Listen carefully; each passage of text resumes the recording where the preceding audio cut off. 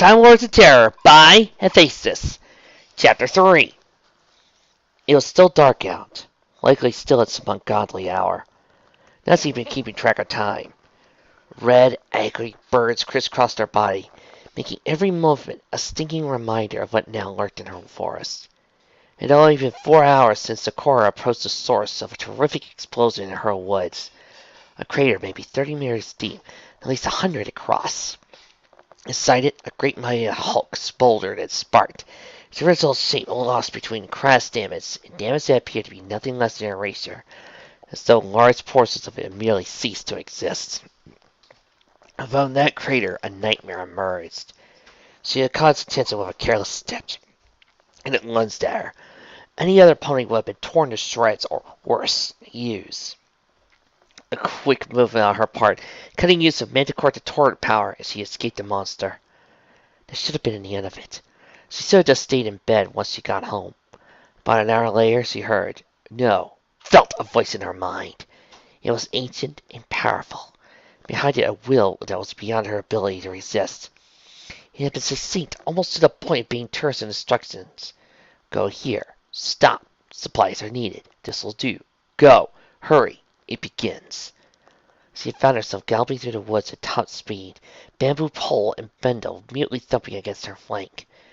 She would feel that voice in her mind, telling her where to go, assuring her that she was going to do right. She could feel that it believed it was terrible with all its ancient heart. The creatures in the crater were doing something that was not only terrible, but also incredibly foolish. It was the kind of anxious worry one feels when watching two colts running through the everfree forest at night. Wait.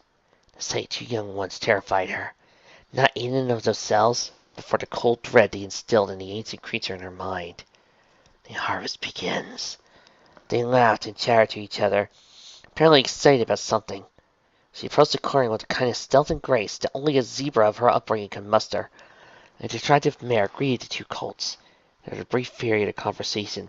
Posturing, the mare led one of the colts off into the forest, leaving the other one with the two mares that had literally just appeared. A fleeting moment of curiosity swept over her.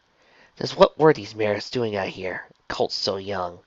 Then his skinny mare grabbed the colt with an arm that couldn't possibly attach to a pony, muffling his terrified squeal as he was hoisted into the air by a monstrous apparition. Every fiber of her being wanted to jump out and help the young one, but the ancient voice in her head told her to wait, that the true target had not yet returned. For a moment she wholly believed that if the creature in her mind had told her to stop, it would. Such was effective as a authority.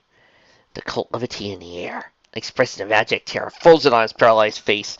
The creatures began to use him. There was no other word for it. They didn't kill or maim or even eat him. What they were doing was far more perverse in its nature, and more hideous in its cruelty. Swirls of glowing orange energy began to pour from the colt's mouth and eyes, falling into the open maws of the beast. She had squeezed her eyes shut to spare herself the horror, but she could see the writhing tendrils of life as they were wrenched from his body. She realized that whatever energy was, she didn't see so much as wholly perceived it. That crucial life force was present in all her senses. She could smell it, taste it, hear it, see it. Its presence broadcast right into the very center of her brain. They were pulling out his soul. The ghastly beings cackled gleefully as they absorbed the essence of a youthful pony. His previously gangly teenage body shriveling and draining of color, his terrified eyes sinking into black pits into a skull, the expression of terror constricting into a horror strike to surrender death. A scream tore her away from the grotesque feeding, and the younger colt from before came bursting from the clearing, words of warning dying in his throat. In an act of unmeasurable cruelty, the stockier of the monsters bowed at the living corpse, the older colt at the living one. A hideous bout of mocking laughter ensued. After a moment of allowing the foal to contemplate his dearest friend's fate, the largest of the three monsters batted into a clearing like a small pebble. Rage and the Socorro had built and built. There was an unspeakable wave of jubilation when she heard the voice say, "Attack!" She had tossed the bundle in the air and kicked it towards the gathering of monsters. A huge plume of bold magenta smoke billowed from it as glass jars filled with chemicals shattered and catalyzed inside the bundle. She leapt forward, a hearty battle cry bellowing from her throat. She could see their evil glowing eyes through the smoke, sardonically thanking them for supplying her with such wonderful targets. The first two jabs found their marks. Like a cacophony of unearthly howls rang through the night. The two smaller monsters stumbling backwards and clutching at their eyes. As he barely dodged a wild swing from the stout one with a grateful gray sideways roll, coming to a stop near a battered colt. A small jab of her homemade remedy for a cockatrice encounter. Never leave home without it. And the colt exploded out of the clearing and then to safety. There was a voice like a thunderclap. The elder monster raised her arms, chanting aloud a tongue that was torturous to hear. The smoke began to dissipate. Lightning swirled and arced around the creature. Her eyes now small suns of malevolent crimson fury. A clear belt so deadly lightning arced and blasted Sakura as he fled. Each near miss was scalding a red line of pain on her body, blasting her glowing molten hole into the earth. The monster roared in frustration and called upon presumably stronger magic than before. A buzzing whoosh swept over Sakura's head. A green blot of air severed the monster's arm at the joint. A black ichor pulsed out of the wound, evaporating into a poisonous cloud of black-green smoke. Seemingly unfazed by the dismemberment, the monster pointed into the forest, and a dark red arc of air as he flashed from her finger. Sakura felt the ancient voice in her head scream in pain and disappear. Its absence in her mind quickly filled with abject terror. She ran faster and harder than ever before, only vaguely aware of the angry red burns that crisscrossed her body. See her run, hoping Celestia that these things would not find her.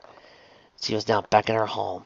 Sakura went back to dropping various herbs and agents into a small boiling pot, cooking up an anesthetic for her burns. After applying several salve-soaked bandages to her wounds, Sakura trotted to her window. She didn't know what was going on, but she knew she had to tell someone. The pretty young unicorn in Ponyville, perhaps? Maybe. She had Celestia's ear after all. But all that could wait until later. She doubled that she would even make a short trek to Ponyville. She curled up on her bed and then instantly fell asleep. Outside, something stirred. You're listening to Doctor Who's Timelords and Terror, Part 3. Twilight opened up a duffel bag and began to stuff it with spellbooks and equipment.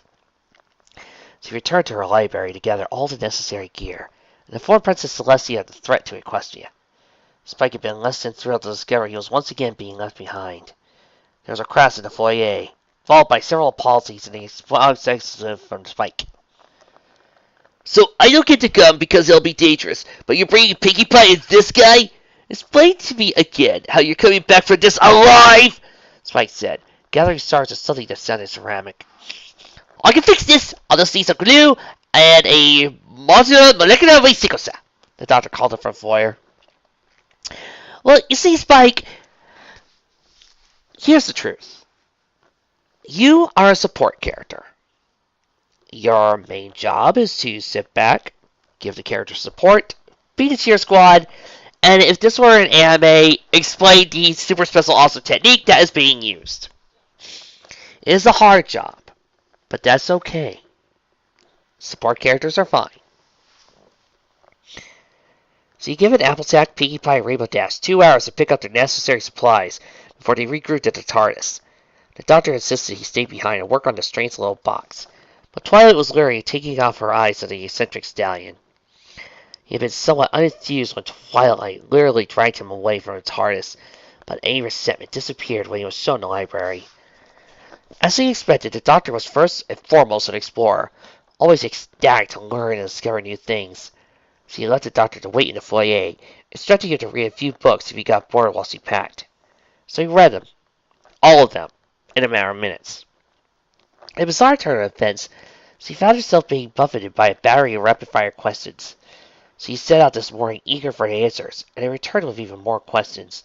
But none of that mattered now. They were on a mission.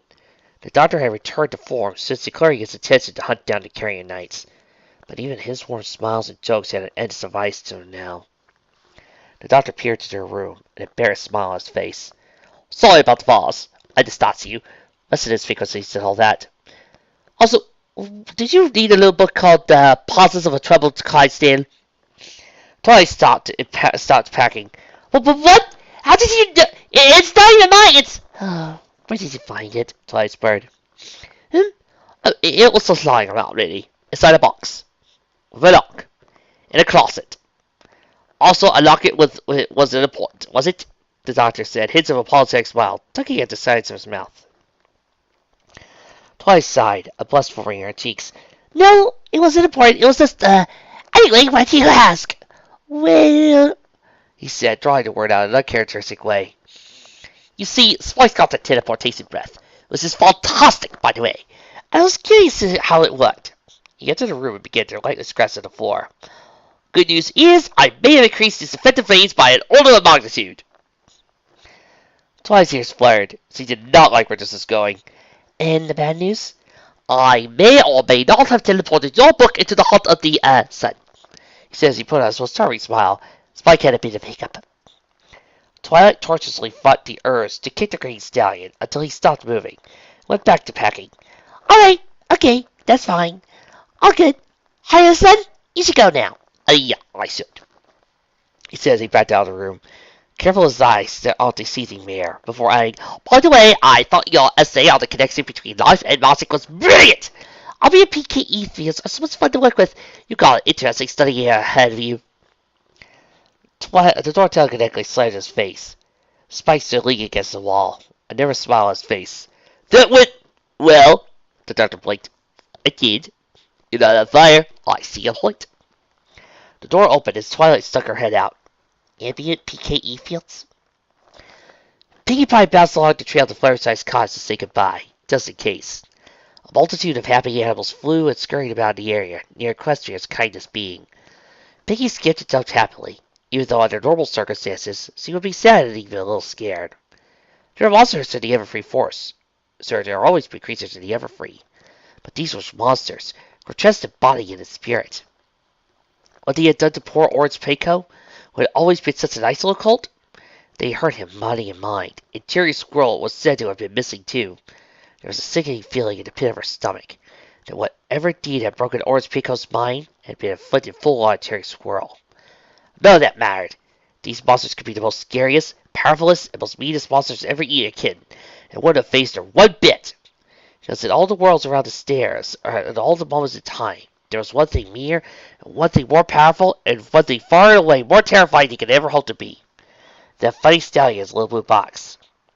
So he says that Twilight detected this in the doctor, but he had yet to realize it. But Pinkie knew the second he began speaking to him, so he could tell when the people were telling the truth. Even when they were crazy, and believed every word they said, so he could tell they were lying. It was like her Pinkie sense, only without the niggling feelings. The doctor had fallen straight out of the sky in a box, as he suspected to be bigger on the inside. He had to talk about the medicines and portals and strange-sounding weapons. What's word? He meant every word, and every word of it was true. She sensed there a great anger, fury, and danger. The fires of stars and ice of the ages. He was impossible, unstoppable, beyond imagining, yet remarkably simple. He was good, not nice or pleasant or even benign, but good nonetheless. So he sensed the fury of an angry god with him outside the hospital. A fury that could end the world if he let it. He needed them. He needed beings that by all rights would be as insects to him, but weren't. He needed someone to care about. Someone that would stop him, challenge him, love him.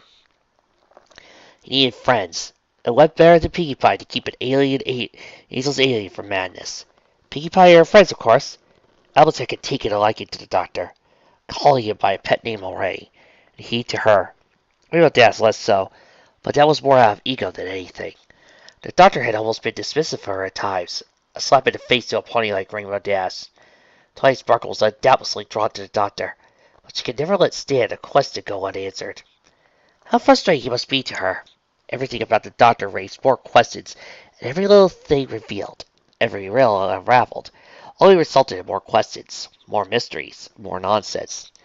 And underneath all that, Pinkie sensed there was knowledge. Limitless, unending knowledge. That was what would ensnare Twilight. The moment she realized just what the doctor was beneath all his nonsense, she would never let him go. That worried Pinkie because, despite all his power and ability, the doctor was running scared. There had been some event in his life, some catastrophe, that wasn't chasing him, but it was also something he would never escape. Twilight would never let him go, and she would never stop running. She made her way up the trail when she heard something resembling a commotion. Around Fluttershy's place, a commotion was nothing short of extraordinary. Pinkie Pie made a concerted effort to muffle her bounces, to not alert the offending offender. Standing in the front line was Fluttershy, in some strange mare. She was somewhat short and stocky, also sporting a painful-looking black eye. The bear appeared to be pleading with Fireside about something. More violently, Fireside beat obsessively refusing. Come on! There's a bunch of our little animals who need your help. I'm sorry, but I just don't feel like going right with you. I'll wait for you to leave now. Fireside said, her voice almost breaking the very soft tone she always used.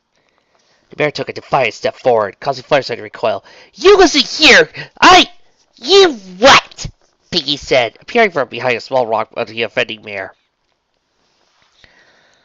The mare looked back, looked at dumb surprise splashed her face. When did you, I was just asking Miss Fireside to help me take care of some more little animals I found in the Evergreen Forest.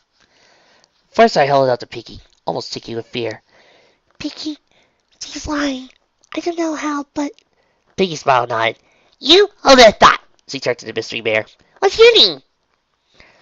She did look taken aback. Sweat began to form on her brow. I'm a...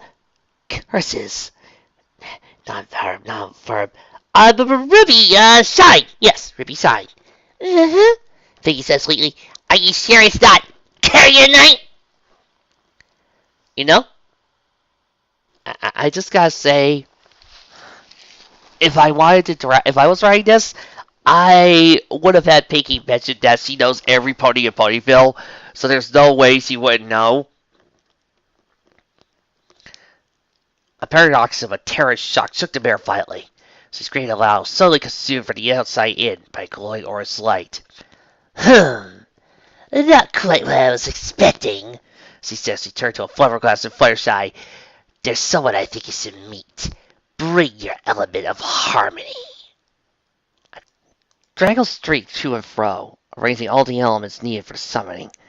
She nervously looked over to the cave the matriarch had been hiding in. The attack that he hated had broken, and his fast-hoofed stripy friend had taken a terrible hold on Tindia.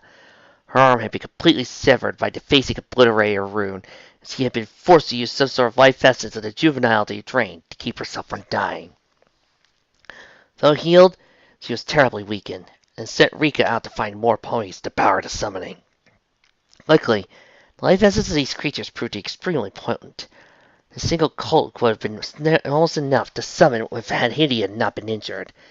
Now Draggle swooped back and forth, stockpiling the necessary molds, fungi, and clover needed to make the medium that would give their ally form. Draggle hadn't told Rika, but she was beginning to doubt their plan. It seemed obvious to her that the Smooths wasn't interested in the Carrionite Empire, but she had heard from eavesdropping on her mother's exchanges with it. It was barely aware of them as allies. Hindia only saw its power. Rika saw her gaining mother's approval. Lady Draggle to fret for the fate of the multiverse, should this thing be permitted to enter it. There was a low, hissing crack, and Rika came flying from the portal. She tumbled and scurried across the ground before coming to a stop. Shrill bellowing gas emanated her, blasting dust away from her face as she laid face down on the ground. Rika! Oh, sister, what happened to you? The fallen monster weakly began to levitate off the ground, winded by the sun dematerialization. Pony, newest bite, a name. What? Draggle exclaimed. Things were going from bad to worse. Rika gasped, hunting for air between sentences. I was trying to lure a winged pony into the forest. Her aura was pure and radiant, more than enough asses for Mama. But one pink pony appeared. Need our species. She knew of our kind. What else? What could that Hercuvarian monster have told him? What's going to happen to us, sister? Draggle trilled a calming spell to still her sister's frantic mind. Hush now, don't worry. I'm just talking with the Smooths. You'll soon come here and will be remembered by all the founders of the greatest empire of creation. I've collected enough ingredients for the medium. Let's go get some sentient life force for Mama. Rika shrugged. But where? The pure one I found was living on the edge of the forest, and the other ponies rarely come in here. There's still none nearby. I say we ho a slow death. Draggle smiled, although smiled, gesturing at the swollen, bruised eye. Rika and Draggle giggled, a horrid shrill sound that cut through the forest like a knife, heard and felt by all creatures nearby. Frightened birds exploded from the treetops before falling from the sky, dead from 100 tiny hemorrhages in their brains. A tiny life force captured and funneled to the cave and consumed. The sisters took flight. The doctor followed Twilight Sparkle into the library basement.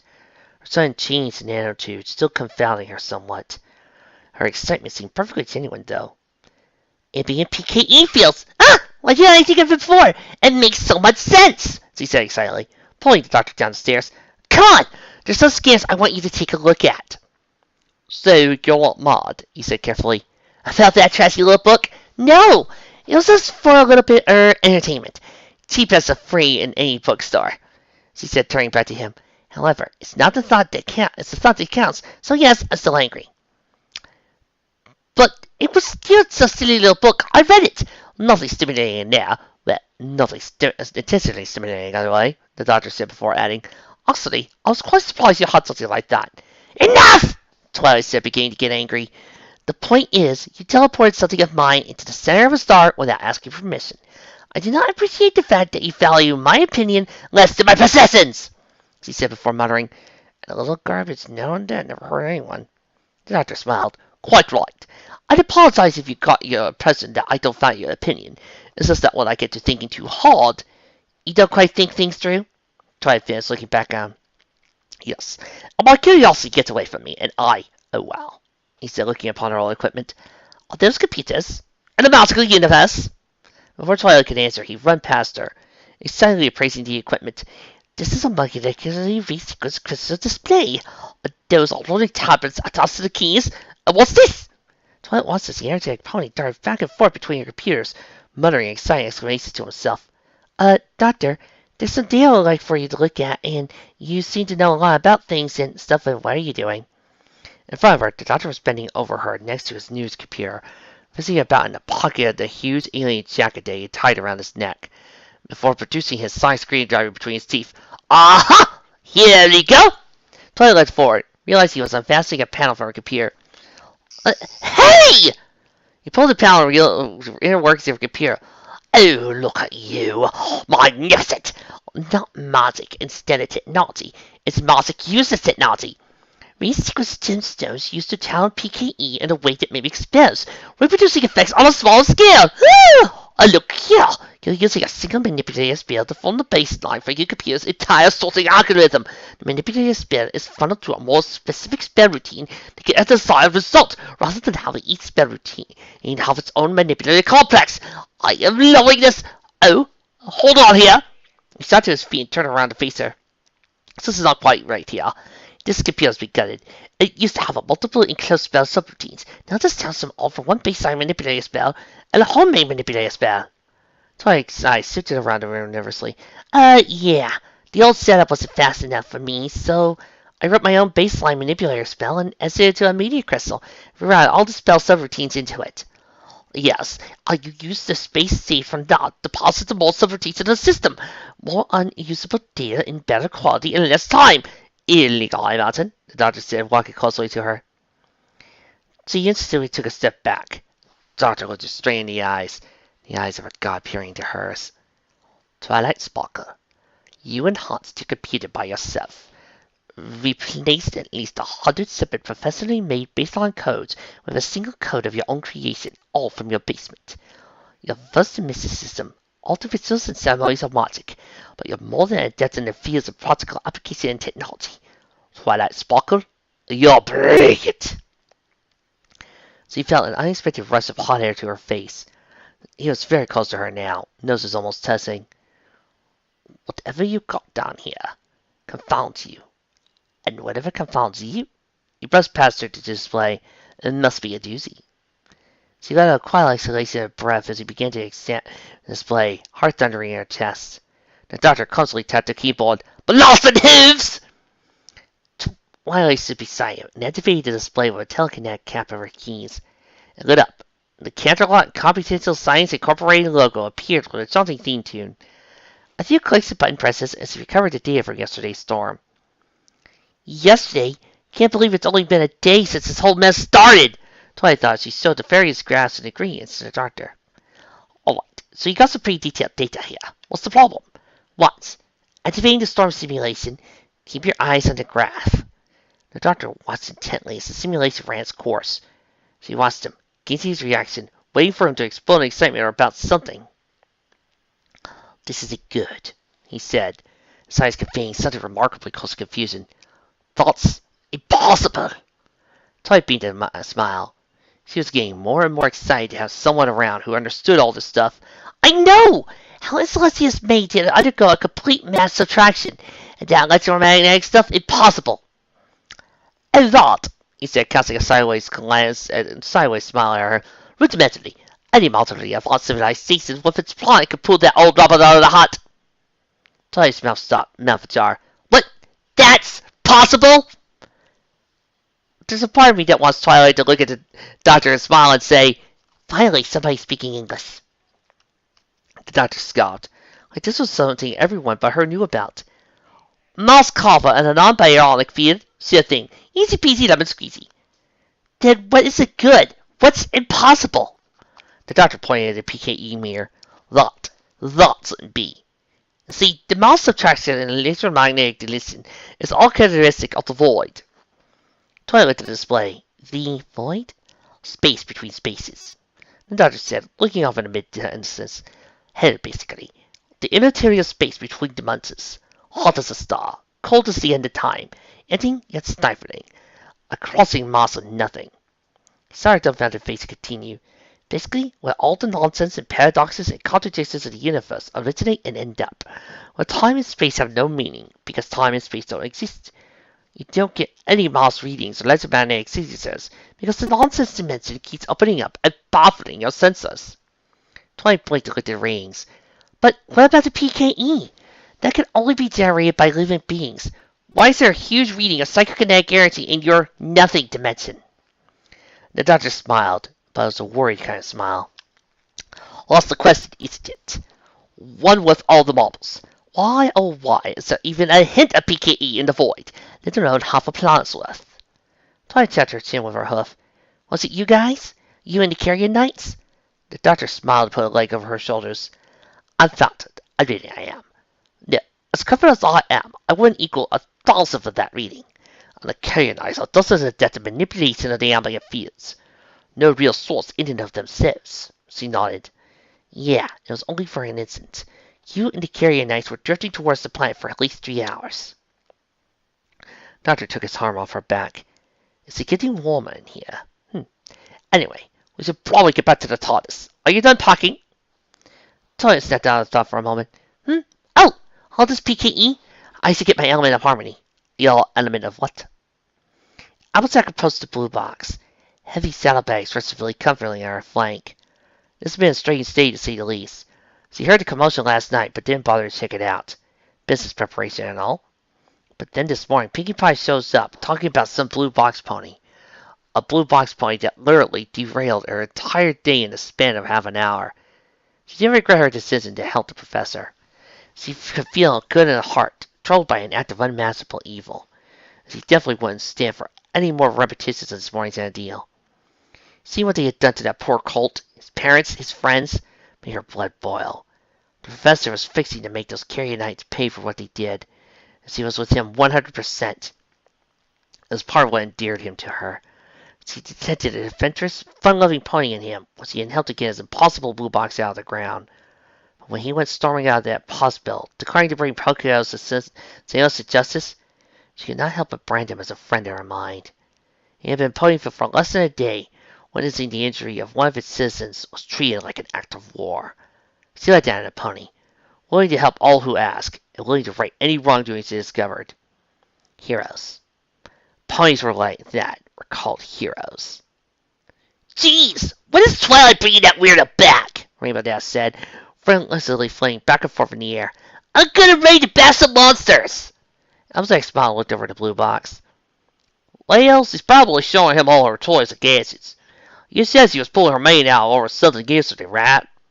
Rainbow Dash nodded, crossing her arms. Yeah, she said that storm cloud violated a bunch of physical laws or some techie stuff. Heh, the doctor's probably blithering on about some stupid sciencey thing, and he sees us eating it up with a spoon. Applejack laughed and nodded. Well, that will explain why it's so late. She turned her head to the sound of clattering hooves and flapping wings. Who's that? Rainbow Dash swung around and said, Oh, it's Pinkie Pie and Fluttershy? Applejack shot to her host, a serious look on her face. What? What's Pinkie Pie doing dragging Fluttershy into this? Pinkie Pie galloped towards them, big smile on her face. You guys! Guess what? Guess what? What? Rainbow Dash and Applejack said in unison. Why those carrying knife thingies tried to eat Fluttershy? Pinkie said, hopping up and down. Rainbow dashed straight over to Fluttershy, quickly looking up and down her. Pinkie! That's not funny! Oh, horse apples. Are you hurt? Did that thing attack you? And my Fluttershy requirement for today has been fulfilled. Thank We're going to kill you! Try and catch me, suckers! Fluttershy shook her head meekly. A scared look proceeding across her features as she recalled the event. No, this mare came for me, calling to help, and helps the wooden animal out in the ever-free forest. A crane running out, but when I saw her face, her eyes, her everything, I just stopped. She was wrong. Can't explain it, but it was like there were seams in her face and body, like in a dress. I could only really see them, to see me express it. Moved too quickly. It was like I could suddenly see where the parts were mended together. She started to admit I could come and help, but I couldn't move. I was so scared. Pinkie Pie showed up just when she started to get angry. Probably saved my life. Applejack looked over at Pinkie, who nodded enthusiastically. All I did was say her name, carry a knife, and poof, no more monster. Rainbow Dash laughed and led Fluttershy to the ground. Ha! Is that all you have to do? Why did the doctor even need our help if these things are a name away from poofing? Pinkie Pie sat down with a thump. Oh, you didn't kill her, just moved her. Probably won't work again. She seemed so surprised when I said it. How did you even... Pinkie Pie, Rainbow Dash said before being cut up by enthusiastic Pinkie sense from Pinkie Pie. And just what do you have in this bag? Bricks? Came a voice from down the road. Twilight and the doctor were coming down the road.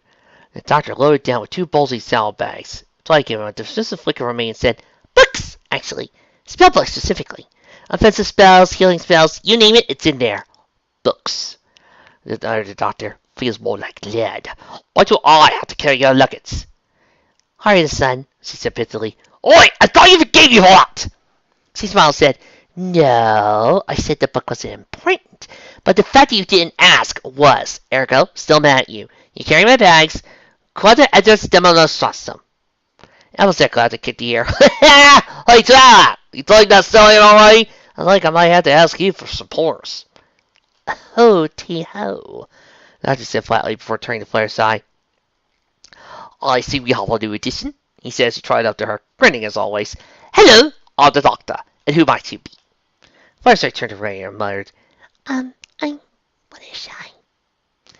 The doctor took a step forward. Excuse me? She recoiled and began to shrink away. I'm Fluttershy. The doctor craned his neck towards her. One more time, dear! Please stop shouting at me. Twilight rolled her eyes and said, Doctor, Fluttershy, Fluttershy, doctor. She's a little withdrawn. The doctor looked at the Pegasus huddled on the ground a bit. Just a bit. The doctor felt an impatient hoof tapped on his shoulder and looked up to see the face of Rainbow Dash. Oh, hello, Miss Dash. Don't you hello, Miss Dash me. While you two were fiddling around with each other, Fluttershy almost got eaten by one of your carry-out things. It was only because Pinkie Pie was there she survived. What? How did Pinkie Pie? He said before realizing what she had said, spun around to Fluttershy, and once again recoiled. Oh my God, are you alright? Did he take anything from you? Some hair, a personal belonging, anything? No, she said, partially hiding behind Applejack. She wanted me to come with her into the, forest, but, she was, wrong, the doctor said. I see. Had seams in her face, they said in unison. The doctor smiled and looked back. Miss Fluttershy, you're amazing. High-powered perceptive filter built around the psychic matrix. A crude image is projected into the mind of a living being. The brain filters into the guts, and the perceptive filter makes you ignore the scenes. But Miss Fluttershy is highly perceptive, prone to see things that others might miss. Body language, facial expressions, the mask of a witch, things like that. No wonder you're so shy. All the information your brain picks up must be overwhelming. I can hazard a guess that you're good with animals, and people seem to adore you immediately, correct? A slight buzz fell on his cheeks. Well, the first part, definitely. I don't know about the other thing. Yep, said Rainbow Dash. Darn tootin', said Applejack. Except for meathead griffins, Pinkie Pie said. The doctor's right about that, said Twilight. giving Fluttershy a comforting smile. "Welcome to the team, Fluttershy," the doctor said, cleared his throat before walking towards the TARDIS. "All right, everyone, let's go." Applejack looked up and down the blue box and shot the doctor a playful look. "Well, golly, Professor. Serious gonna be a tight fit, but I think we can manage." Twilight bolted down to front of the pack, a look of almost torturous excitement on her face. "This I have to see. Is it really—" The doctor kicked open the door, and a dim golden light poured out. "See for yourself." It was beautiful. Huge, organic-looking pillars reached up at least 4 meters above their heads. The graded floor clicked and clanked as they walked on it. In the middle of the room was a large, circular console from which a large, tubular, clear tube protruded. Inside the tube were a series of clear pipes and discs. The pipes protruding from within the console seemed designed to interlock with the pipes descending from the ceiling. All around them were doors and lamps on the walls, and all sorts of things that couldn't be inside such a tiny box. Twilight stammered. "But there's no way bigger." "Well said, Miss Sparkle," the doctor said, passing her by. "Why you see, stick your name. Go out like a spellbound tickets. Gibble, gobble, ribbity, wobbly, ibbity, bitty, ibble." You fair to see Rainbow Dash, Applejack, Fluttershy, and Twilight Sparkle staring aghast at the lunacy they were seeing. "I don't hear a word." A splash from somewhere inside the TARDIS was followed by, "You have the pool! Let's see if I ever leave this place." "I have the pool," the doctor said, quietly contemplating the possible ramifications of allowing a being such as Pinkie Pie into the TARDIS. "I may have just doomed us all. I bet." Applejack flicked a few sentences steps towards center stage in the TARDIS. "Professor, I knew there was something fishy about this box, but this is just ridiculous." "Yes," he said, leaning towards her, a mischievous smile on her face. "Well, that's just me all over, isn't it?" Twilight followed her friend deeper into the ship, circling around the center console. "Is this even possible? This room inside that little box?" A soaking wet Pinkie Pie came bursting from one of the doors of the wall, quickly shaking all the water off her body. "There are other rooms! One has a pool and a library!" As Rainbow Dash dragged Fluttershy to the center stage, the doctor addressed them all. "All right, Maz, this is my ship. It's called the TARDIS. That stands for Tiny Relative Dimensions in Space!" Pinkie exclaimed. "Funny you not include conciseness and soonness in your acronyms, but I guess TARDIS doesn't have quite a ring to it." The doctor and the rest of her friends stood dumbfounded in silence. Pinkie smiled on the way down. "Anyway," the doctor said, "the reason it's bigger on the inside is that by utilizing a fourth-dimensional quantum pinch, the TARDIS is able to cause a time-space inversion bubble of indefinite size. Proximity to the time vortex makes this possible, as unstable time-space fragments of the inversion bubble are constantly destroyed and recycled, causing a self-sustaining pocket dimension." Pinkie Pie again greeted by sudden silence and stares. "What, do I have something in my teeth?" "No, seriously, how do you know that, Pinkie?" the doctor said, seriousness in his voice surprising everyone. "I just read the manual," Pinkie said casually. The doctor's jaw dropped. "What did you find, Nat?" Pinkie smiled, pointing to the doors he emerged from earlier. "In the library. Section Man 602-7814. Deep end of the pool." "Why does you have a pool section in your library? It makes so much sense." "Van 602-7814 pool. I'll to remember that," the doctor said before turning back to the congregation. "Anyway, let's recap. They are carrying ice to the woods. They are attacking people, and they may or may not be planning to conquer the universe. We do all that?" Around nods and continued. "Right, enough idle chat. Let's get into the cold hard speculation. When I mind dating with the orange Pico, I managed to glimpse his memories. Kenny and I were doing something strange. Extracting some kind of energy from his friend. Now, I'm not sure what it may have been from some psychokinetic energy. Kenny and I can assume this life force, but it's a direct contact extraction. No glowing bits." Paced back and forth in front of them. "Didn't Orange Pico said that you were storing cherry swirl?" said Rainbow Dash. "Sounds like you weren't absorbing it, just taking it out." The doctor nodded. "That's good. Yes, that's very good. Thank you, Rainbow Dash." Rainbow Dash smiled frigidly, and the doctor went back to thinking. "All right, so they're storing it. For what? PKE is particularly useful. It's useful, but there are energy sources that their spells can access that can affect stars. So why? Why lure two foes to the woods and pull out their souls through their eyes?" Applejack tapped a hoof on the floor before raising her chin. "Maybe it ain't rain power they're after. Like on the farm, splitting apple wood's darn near impossible with an axe. But a saw will sort it out, sort of. He smiles at the hoof before looking at it dumbly. Alright, nothing else to stop. Anyway, aha! You're onto something there. These things that PKA can do on other forms of energy can't. So many things. That's why it's a go-to stuff for magic, I guess. What could they possibly be using it for? First I raised the hoof. Where are these creatures from exactly? Why are there only a few of them? Ah, the doctor said. They're originally from another dimension. But they're war with another race. The Hakoven threaten all of reality. So the antennas locked them away forever in a pocket dimension called the Deep Darkness, or Deep Dark to those familiar. They tried to get out once before. You say Spear to do it. But are they trying out here? Could it be? They had to build a huge resonance chamber to focus the PKE into a usable stream. They had to get a building permit, consult the unions. I doubt they're trying that one again after what happened. Why? What happened? Piggy said, tilted to his one side. The doctor smiled mischievously. Me? Well, me and William Shakespeare, J.K. Rowling, helped too, I guess. They needed a wordsmith. Someone who could put the right words together in the right order. Put them in a big enough psychic amplifier, and they could tear a hole for the universe. So they are trying that. Too many missing variables. What could be using siphon PKE for? Harmonization, Twilight said, eyes growing wide with horror. Doctor, PKE! What it does best, it harmonizes with other PKE fields. That's how we use it. We harmonize our own field to draw our power from a source. We always thought that the source was the eternal well of energy. But in reality, we harmonize with the ambient PKE fields you were telling me about, pulling power straight from the surrounding life. He smashed himself against his forehead. Of course, it was so simple, I didn't even consider it. Even when the most basic psychokinetic energy manipulation requires harmonizing. But what are they harmonizing with? Twilight walked up to him, looking square in the eye, tear clear on her face. In the void. The doctor stepped back aghast. No, they can't be. Half of what was PKE just dumped into Equestria. The two ponies stood in horrified silence, and Rainbow stepped forward nervously. Hey, you ponies gonna fill us in? Twilight sighed and turned to her friends. Rainbow Dash, remember that PKE spike I showed you in my lab? That was from a place called the Void.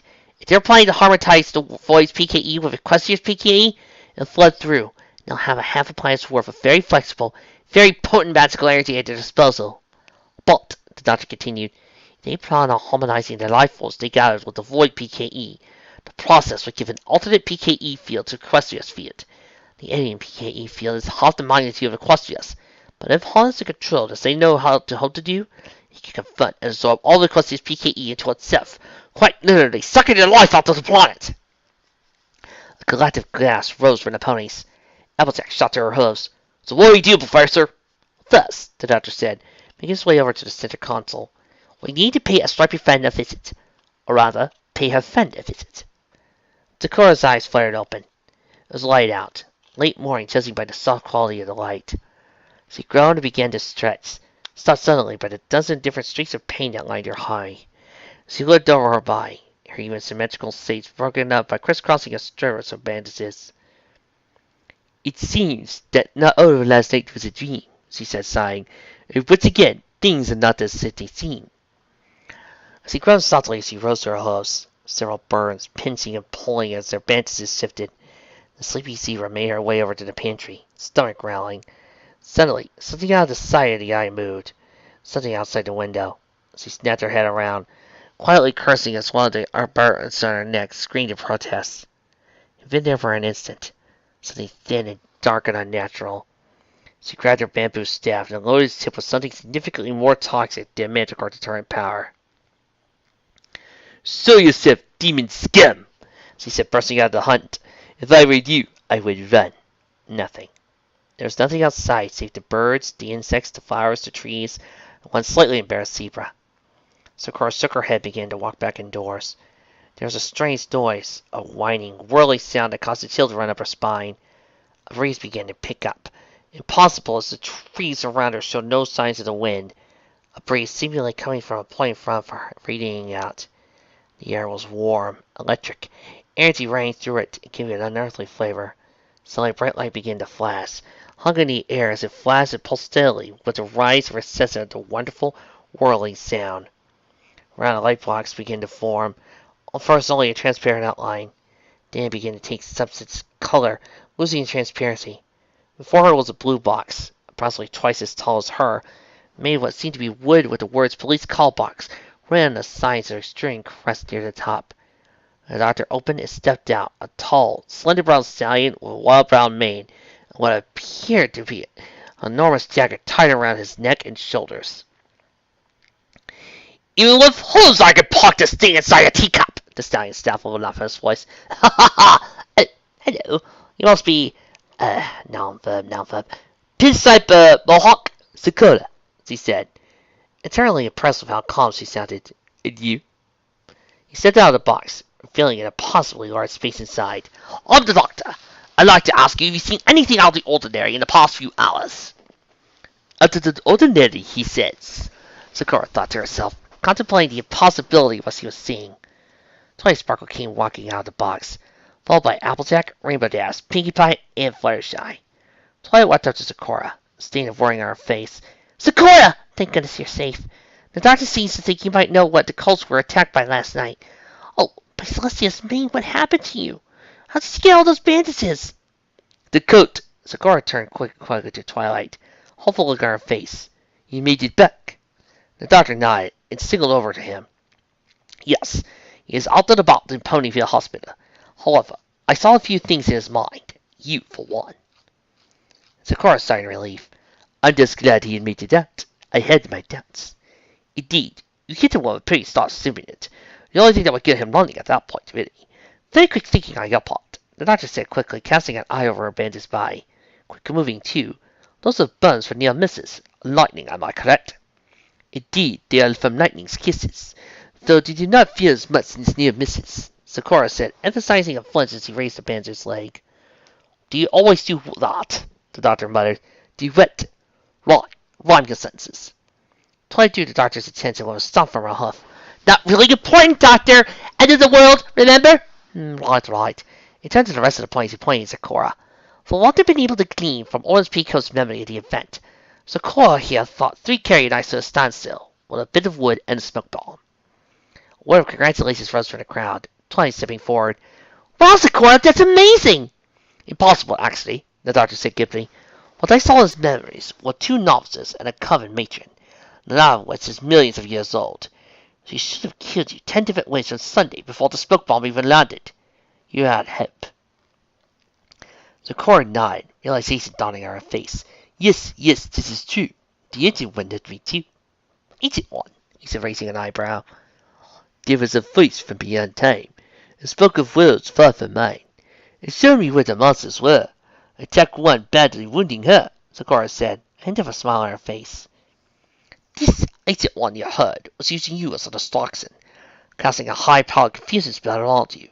So when you attacked the carrier knights, you could barely hit the boss side of the barn," the doctor said. "What happened after you attacked?" Sakura paused for a moment. This was the worrisome part. "The other monster was attacking me. Laser her eyes I could clearly see. But before I could come to harm, the ancient one severed her arm." She sighed and kicked at the ground. "The other monster was far from dead, and then there was a scheme inside my head." The doctor didn't go as well as hope. The doctor spun around, turning to face the forest. Did it? "The fault is yours, Time Lord." A booming ancient voice. "You interfered." "It is," the doctor said carefully. "Meet Mr. Ancient, a Kaviya warrior." From the forest came a creature unlike anything he had ever seen. It was at least 3 meters tall and impossibly thin. Its body a long cylinder, 20 centimeters wide, with long thin arms and legs extending from it. Atop its thin stick-like body was an enormous head, however half a meter high. It was a pale flesh color, with wrinkles and creases that made it look very much like a rotted pumpkin. Its eyes were sunken pits in the back of flesh, a tiny surface glistening wetly. You could see this wet area move and wiggle about as the creature looked back and forth between the ponies. Its wide, gaping mouth curled up at the edges, giving a cruel-like grin expression that was exasperated by the rows upon rows of triangular sharp teeth. "You're on the ship that followed my TARDIS!" the doctor exclaimed excitedly. "Must have the paint out something fierce." The creature gesticulated with one hand and his mouth moved. Voice emanated from the display. "Time Lord appeared at the worst time. Damaged my ship. Saved theirs." The doctor frowned a step forward. "Hold on, then. You were firing a fractional C accelerated xenotranium filaments inside an interdimensional threshold. If you had destroyed that ship, the resulting explosion would collapse the entire deep darkness. Both your places would have been destroyed. Necessary, he says as a deep gurgle is heard emanating from his mouth, causing him to double over in pain. The doctor's expression suddenly became very serious. Now, what could make a soldier deem the destruction of his sovereign nation, his very race, necessary? The Kovian had a massive hand clutched around the upper section of his body, dark green ichor linking through his fingers. The other hand pointed at the doctor, his hands and fingers together nearly a memory long. Time Lord, you interfered. Would have destroyed them if not for you. You will stop them. You will stop the smooths. Rainbow Dash leapt forward, a fierce expression on her face. What are you talking about, Beanpole? What's the smooths? The large head slowly looked at Rainbow Dash, looking at her ground, gathering a curious head tilted from Harkovian. Time Lord ship, psychic carcass, insufficient for translation. Could not explain. Time Lord will take charm. Discover for himself. Now leave. The Kovian produced a small beige cube with runic symbols inscribed on the sides and levitated to the doctor. The doctor put his charm into his pocket and shook his head. We won't leave you. You're injured. Dying, he said tersely. Leave now. They come. From down the road came a horrible crackling. Birds exploded from the treetops in fright, and the animals were sent running. They could see them now. Flying low over the road were two carrion knights, their arms spread wide open, and their two field maws frozenly opening and shutting. They were unbelievably fast, closing the distance between them and the congregation in a matter of seconds. Well, look what you have here, Rika. A whole herd of ponies, the skinny carrion knight crowed. The stout carrion knight chuckled, a low, horrid sound. Look, Draggle, our COVID friend. How lovely. We finally get to bring Mama his head. Carver roared and sent a weakly glowing blob of green energy streaking towards the carrion knights. The strain of which forced him to his knees. A stout one cackled and swatted the attack, causing it to disperse in evidence. Looks like Mama's attack hit its mark. Think I'll just squeeze the life out of you for all the trouble you caused. She floated down to the kneeling warrior until Rainbow Dash flashed in front of her. Carrion Knight! She bellowed. Rika laughed and swatted the blue Pegasus out of her way. Idiotic sub-creature, that works once. Okay then, Rainbow Dash as she tumbled through the air. How about this? She spun in the air and exploded into the sky at top speed, dropping down an instant later to the carrion knight in near sonic speeds, planting both hooves squarely into the back of the carrion's neck, sending the monster plummeting into the ground. Works every time! Rainbow Dash dodged a swipe for Draggle, planted a solid hoof under her pointed chin, causing her head to snap back violently. Rainbow Dash streaked away as two carrion knights floated dazedly in the air, growing. Alzak produced two lassos and called out to Rainbow Dash, Dash! Double doggy corral! Rainbow Dash nodded and slipped by, snatching a lasso from Applejack. Alzak used their expertise to deftly set a lasso around Rika's neck, while Rainbow Dash hooked Draggle. Both ponies sped a distance away, opened their mouths, and then streaked towards the monsters at the fastest possible speeds. Elzak left, powerful workhorse legs propelling her high in the air. Seeing Rainbow Dash pass each other in midair, they switched ropes, smashing Rika and Draggle's head together with a sharp crack. Two fillies that ran in opposite directions around the dazed carrion knights, coiling the ropes around them tighter and tighter. Ha! Exclaimed Rainbow Dash, clumping hooves with Applejack. So threat you turned out to be! You're just a bunch of ugly brains! Rika screamed and tore through the ropes, rage radiating from her glowing crimson eyes. Ugly! Carrying from a filthy little quadruped! Rika raised her hands and began to chant aloud, and a tongue torturous to hear. Lightning swirled about her, and arced towards a group of ponies. The deadly bolt was deflected and sent into a swirling into the forest, blaring a tree. Twilight stepped forward, her horn glowing. The enraged witch continued to blast the barrier, the opaque bubble becoming more and more clear with each hit. Quick! Everyone get into the TARDIS! Twilight shouted. I don't know how much longer I can keep this up! Rika bellowed in fury, raised her arms to the air. Above her, a ball began to form. It was one of the purest black shade. Looks like it was eating away around it. Drago reached up to her sister. Rika, stop! You never done this one before! Rika growled in an effort and put the ball of darkness glow. But it glowed out. Piss off, Drago! I'm going to kill these pesky little ponies once and for all! After they're gone, We'll just raid the town, get all the life force we want! Dusty and Carrier was about to throw the black ball of energy into Twilight's field, and Covey bounded to his feet. At the tip of his long, ghoulish fingers floated out a green runic symbol written in his own dark green blood. That one last roar, and the symbol lanced towards Rika. Impacting the air as he balled dead in the air. The ball began to concentrate itself, becoming rankled and unstoppable around the edges. Rika screamed in terror as a ball of light with 100 arrows imploded upon her. Twice screamed as the world bled away. All light was being pulsed into unstable singularity. The last thing she could see was a massive hand swinging towards her. The darkness surrounded her as she felt herself get picked up by the midsection and thrown with massive force. As she bounded painfully off the gray metal surface, it was caught by a mass of bodies and hooves. Suddenly she could see again, the dim golden light in the TARDIS illuminating the faces of her friends. Huh? What happened? They're coming through you inside and closed the door, said Fleur sighed, a sad look on her face. Outside the TARDIS there was a muffled explosion and slight of tremors. Twilight rushed towards the door, only to have the doctor stop her. "Hold on, Twilight! Just let me land the TARDIS farther away!" There was a familiar clunk at the TARDIS landing. Twilight rushed out the door. Huge clouds of dust landing in the air, soaring about in the violent winds kicked up by the expression.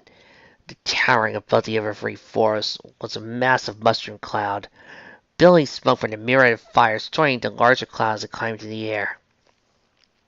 "Lock broke a few windows upon you," the doctor exclaimed as he exited the harness and stood beside Twilight. "He saved you. Didn't have to, but did. Very unusual for a Covian for them to give a toss. Usually they let us do, regardless of who gets hurt along the way. Not evil or cruel, just callous." Sakura exited the TARDIS, a hug of horror on her face. "But he ancient cards of my tribe. Is there a chance he's still alive?" "Very lazy rhyme," muttered the doctor. "No. He took them with him. An unstable singularity spell. Not steady in the hands of an expert, and just plain dangerous in the hands of a novice. Everything that was within 30 meters of that witch is now either smashed, on fire, or both. Sorry about your house, Sakura." She shook her head, a look of sadness spreading across her features. "The noble Hakovian knew what to do. I can only pray for the same from you." She tapped her pocket, holding the charm cube. "There's more to it than you assume. The Hakovian seemed its certain doom. If we are to complete this task, we must act now and act fast." "You're going to be an absolute joy to have around, Sakura," the doctor said, a broad smile on his face. "Right, into the TARDIS! We've got work to do!" Twilight sighed as she stole her gaze away from the devastation. "What are we going to do?" The doctor produced a charm cube and handed it to Sakura. "Just a little black accent. This is a summoning charm. All we need to know is right here." Inside the TARDIS, the doctor tapped himself impatiently. "Come on! We don't have all millennium!" Pinkie Pie appeared, a large milk pot in her mouth. "I got the Gorgon!" Applejack unstrapped her salad bag and spilled out various different mushrooms. "I got your fungus. I thought we were summoning a monster, not making a salad." Rainbow Dash flew down from the attic. "I got the motor and pestle, as well as the salt." Sakura sat down, both full of leaves and nerves. "The herbs you requested for your spell. More or less, just as well." The doctor shot her a look. "What couldn't you find?" "The clover. I do not know why I could not find some. Where clover grew now is now gone." Twilight ran collecting a small lock of her hair from everyone, and Flashlight returned from the outside with a bucket of powdered clay. The doctor clapped his toes together. "All right, let's begin. Pinkie Pie, you heat up the water. Applejack, you and Rainbow Dash make the conference medium with the fungus and salt. Twilight, Flashlight, you grind up the hair and motor and pestle and mix it with the clay for scissor paste. Sakura, you grind up the herbs and put it in the cauldron when the water is steaming, but not boiling. You got that?" They nodded. "Good, now get to it!" The doctor stood and contemplated the charm. The sign was reading was titled Conference, and the ingredients and ritual directions all listed in glib, frank detail. "This thing reads like study instructions, or a cookbook," he muttered as he turned around, seeing all the ponies had completed their task. "All right, gather around the cauldron, every pony, or pony. Sakura will be passing each of you a small square of paper. When the charm protects the sizzle into the air, you set the paper on the sizzle, trace it with the scissor paste. All right. Applejack, Rainbow Dash, pour the conference medium into the pot if you would." The two ponies quickly and quietly emptied the mashed mushrooms and salt into the pot, the murky herb-filled water taking on a pregnant, almost muddly quality. He stood back as the doctor picked up the charm in his mouth and spat into the thickened wire. There was a brief pause before a brilliant golden glow began to emanate from the wire. There was a low humming as the glow intensified, getting closer and closer to the surface. The charm cube broke the surface. A brilliant golden glow now replaced with a darker harvest moon orange. Flash, several lines of text appeared in front of the doctor. Oh, he muttered, uh-oh. Twice shot the doctor a worried look. What's giving us an uh-oh? Ancient Hakovian spell chant. It can't conquer it to harmonize and focus PKE. I don't think I'll be able to hit some of these notes, though. Not with those vocal cords, he said, looking at his companions. Which one of you has the best singing voice? They all looked at Fluttershy. He looked over his shoulder before realizing what they meant. Who, me? You have a beautiful voice, Fluttershy. Twilight said, a currency smile on her face. Right now, we need you to sing. Edward walked over and smiled broadly at her. There are some notes in the song called Tyson that require some very high pitches. It's important we hit them all or our faces might melt. Fluttershy's eyes widened in a panic. And she began to stammer. Oh, I don't know if I can't read those notes. What if I mess up? What if I can't read the notes? The doctor made a hussy noise with his hoof, a calming expression on his handsome face. Fluttershy, sing, high as you please. She looked around at our friends' supportive faces. Applejack, Rainbow Dash, Pinkie Pie, Twilight Sparkle, Sakura, and the doctor, all of them were counting on her. She began a brief cadence of lower notes before ascending into higher ones. The doctor put his toes on her shoulders, causing her to falter. He smiled patting her shoulder. Fluttershy, I need you to keep singing, no matter what happens. Hello, everybody. My name is Vanity. I am one of the main characters of this, and I seem to be missing for this week. If you happen to know where my rose went, please let me know. Doctor, she muttered before he began to cut her off. Do you trust me? She looked into his eyes, his ancient, weathered eyes. She only knew the stallion for a little over an hour. How could she possibly trust him? Yet, looking at his eyes, she felt that trusting him wasn't like trusting other ponies, but rather it was like trusting in their natural constraints.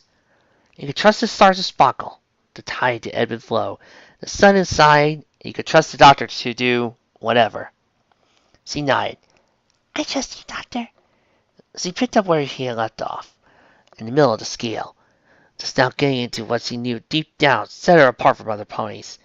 The notes she could add a whole other dimension to a musical piece, not notes to be dwelled or sung outright.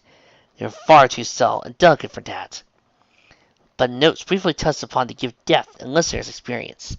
She noticed the doctor was slowly getting closer, moving his mouth closer to hers, and opening it to match hers.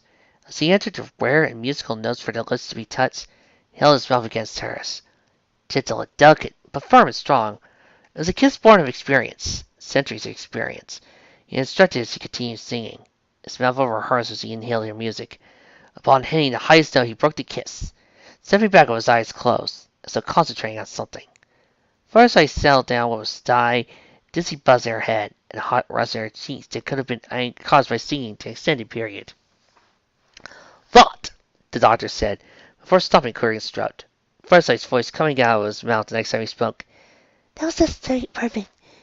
Thank you, Miss Fluttershy. Oh, I sound so pretty. The other pony stared at him, Twilight looking a little angry, and answered in his double voice. What? I needed the perfect direct sound wave contact with my vocal cords to be modulated to the appropriate pitches. No harm done, right, Miss Fluttershy? Huh? No, not at all, she said, a red flush still in her cheeks.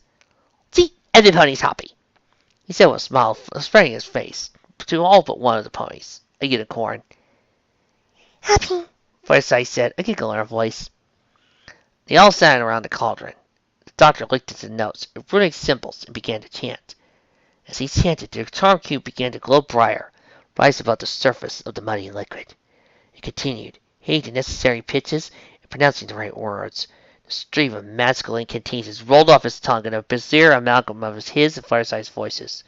The charm cube became increasingly bright, yet no matter how brilliant it got, it wasn't hard to see. The light around it only present in their minds. There was a sharp crackling noise and a series of ancient, complex sizzles manifesting light appeared in the air in front of each pony. Paper, everyone! The doctor said. Just touch it to the scissor lightly. Don't get too close. Each pony put their small pads of paper over a sizzle. The slightest touch of the paper was sucked into the glowing glyph, shining through the paper. "Scissor paste!" the doctor commanded.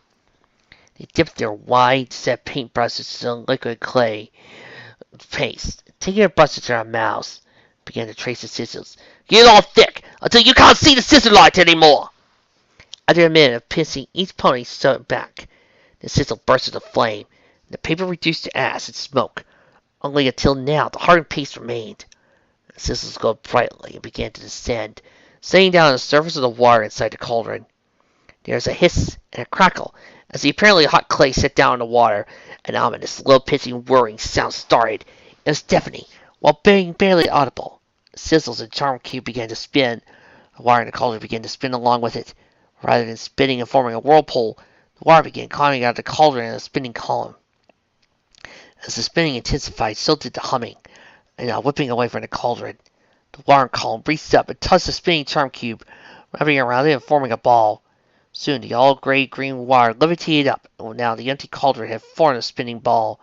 Glowing sizzles were now spinning in the cauldron and began to arise. They themselves, no longer recognizable as individual symbols, were now a humming ring of swirling golden light. They rose up until the equatorial with the gray-green bar floating in the air. The humming reached a fever pitch until silence, followed by, "You are not Ildia." "Ildia!"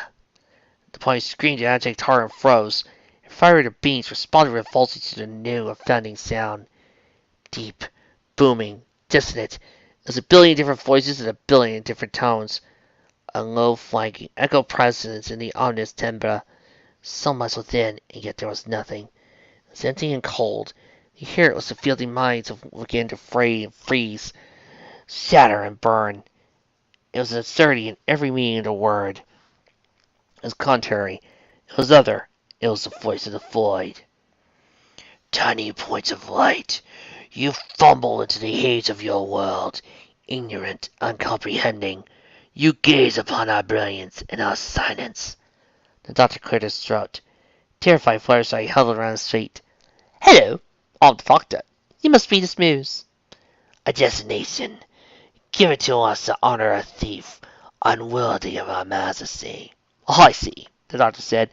"As I recall, the Smooze was a great carrier knight empress, a military leader, not a thief." "All small ones are thieves. The light that allows your atomic constructs to function is stolen from us. Your worlds are timbers of unused light, ambient fog that continuously convalesces around smaller ones. You create a cycle that prevents its return. You are thieves." You're talking about PKE, aren't you?" "You sully enough of your existence. Your petty labels are utterly incomprehensible of expressing the luminescent essence of light. There could be no other recourse. The light must be liberated. The light must be returned to the true plane." "Liberated? Returned to the true plane? You're trying to remove all the light from this dimension and return it to the void?" the doctor said with increasing horror. "Void, an reptile. It is unpolluted by matter and force fields. The light must return. Its magnificence is tainted by your crude utilization. You pervert it and misuse it. It must be liberated from all planes of existence." "And the carrier knights are actually helping you to do this?" "I am the liberator. The carrier knights here was Westing Wester here." That side, liberator. I could see how that would be misleading. He stroked a catatonic Fluttershy's mane. "Funny thing, though. I'm afraid it's less Dalek and an ice warrior walking in the bar, ha funny, and more like, it's never going to happen, you stupid cosmic horror, you, funny. Because all your scaring, philanering, voice of leads and posturing, the PKE, the law of the universe, and all other universes for that matter, is staying right where it is. Da da da da da da da da ba ba ba ba ba ba ba ba da da da da da da da da. Explain. But you see, I'm the doctor. And these, he said, gesturing to the ponies around him, are my fence. And we're going to stop you. Understood? This exchange is over. The the wire anticlimactically dropped out of the air, splashed all over the ponies with warm, putrid water. All of them bolted upright, gasping. "It hung up on me," the doctor said indignantly. "How rude!"